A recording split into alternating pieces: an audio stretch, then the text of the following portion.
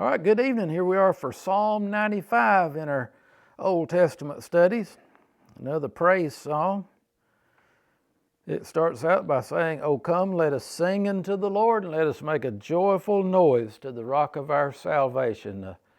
Our church, we lost one of our faithful members Friday evening, I guess it was, or it's when the event happened. But you know what we did this morning on Sunday morning? We came together and we sang to the Lord and made a joyful noise, because even in the midst of our grief and sadness, we know that God's good all the time. He's still on the throne, and we're still His people.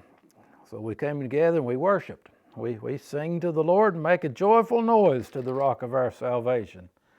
And we give Him thanks. Verse 2, let us come before His presence with thanksgiving.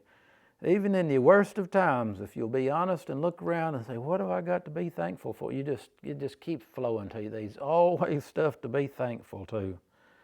And make a joyful noise unto Him with psalms. The Psalms was the Hebrews' worship hymnal. We've got the redback hymnal here, but Psalms are like the old stuff. Contemporary stuff would be the new stuff. The people from all these years before Christ that sang out of the Psalms, they'd think, well, we really got into some wild contemporary stuff in that redback hymnal. But times change, but God's still the same, and we like the old hymns around here, but there's room for some of the new stuff too, ain't there? Let us come before His presence with thanksgiving and make joyful noise unto Him with psalms. For the Lord's a great God and a great King above all gods, because He's the only true God. In His hand are the deep places of the earth. The strength of the hills is His. The sea is His. He made it. And His hands formed the dry land. We recognize God. He's the creator of everything. Oh, come, let us worship and bow down. Let us kneel before the Lord, our Maker. He made us too. For He's our God. And we're the people of His pasture and the sheep of His hand. The Lord is my shepherd. I shall not want. And then the psalmist directs the people back to their ancestors in the Jewish line here, back in the wilderness journeys. He said, don't be like them. They hardened their heart against the voice of God. So he says, and by the way, this is quoted again to Christians in the book of Hebrews, harden not your heart as in the day of provocation. Remember the folks, they didn't have enough faith to go into the promised land to start with, and the provocation means they provoked God. He was mad at their unbelief.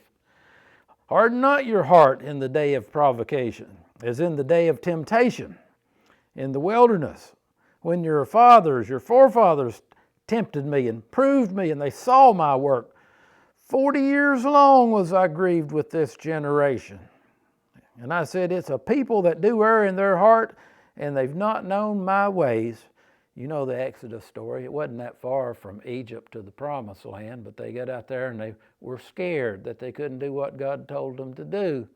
And their lack of unbelief, except for Joshua and Caleb, the Lord just says, all right, just take another lap around Sinai here. We're just going to wander you guys in the wilderness for 40 years until all that unbelieving generation dies off, and then only Joshua and Caleb were the old men that made it into the promised land. They've not known my ways, and God says, unto whom I swear in my wrath. He was upset with them, that they should not enter into my rest. And the rest back in that day was the promised land. He was taking them to a land that they could rest in. But of course, that's a picture of heaven for you and I, and there's only one thing will keep you out of heaven, and that's unbelief. Trust in the Lord. See you next time.